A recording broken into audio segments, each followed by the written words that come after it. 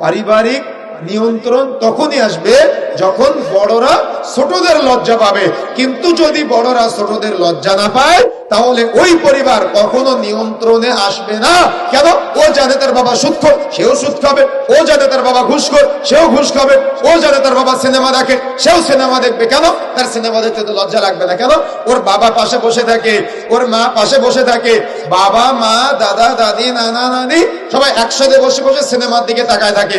অর্থাৎ ওই নগ্ন নারীটা টিভির মধ্যে যখন আসে, ওর বাবা অন্তরে যে কল্পনা করে, ওর মাও অন্তরে একই কল্পনা করে, ওর দাদা দাদু একই কল্পনা করে। তার মানে পরিবারের সবাই একসাথে বসে বসে জেনা করে। এখন এই যদি নিয়ন্ত্রণহীন পরিবারের ব্যবস্থা হয়, তাহলে আপনি কি কখনো বলতে পারবেন যে আব্বু তুমি কখনো সিগারেট খেও না, তুমি কখনো সিনেমা দেখো না?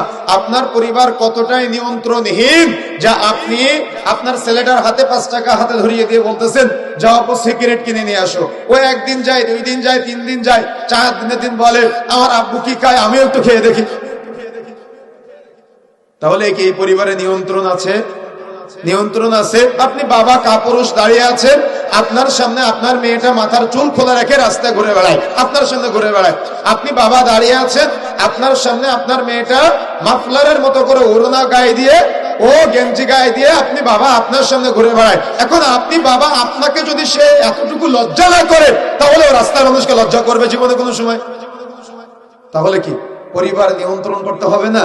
এই নিয়ন্ত্রণহীন পারিবারিক ব্যবস্থাপনাগুলা আজকে মানবতার অবক্ষয়ের দিকে নিয়ে যাচ্ছে। আপনার সন্তান সে জানে যে আমার বাবা ও তার বোনের জমি ফাঁকি দিয়ে আমার জন্য রেখে গিয়েছে। তো আপনার ছেলেটা কি শিখবে?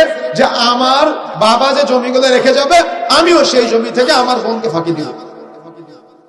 তাহলে কি পরিবারে শরীয়তের শিক্ষা আছে নাকি নিয়ন্ত্রণহীন পারিবারিক শিক্ষা ব্যবস্থাপনাগুলো চলতেছে আমাদের মাঝে? আপনি ফজরের সময় ঘুমিয়ে আছেন, আপনার ছেলে জীবনেও নামাজি হবে না। আপনি জুমার দিন সবার শেষে মসজিদে যান, আপনার ছেলে সবার শেষে মসজিদে যাবে। এটা বাস্তবতা। কেন?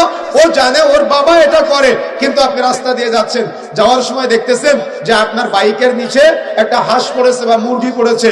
তখন আপনি কি করলেন? ওই মুরগির মালিক বা হাঁসের মালিকটাকে খুঁজে বের করে তাকে একটা ক্ষতিপূরণ দিলেন। আপনার সন্তান কি শিখবে? আর আপনি পালিয়ে গেলে আপনার সন্তান কি শিখবে?